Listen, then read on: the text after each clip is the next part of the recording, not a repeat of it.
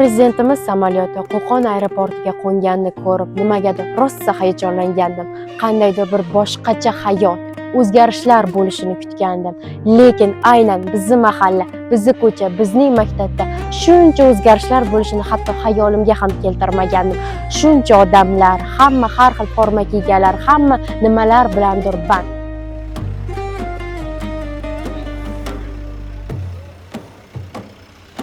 Mana yangi transformator o'rnatildi.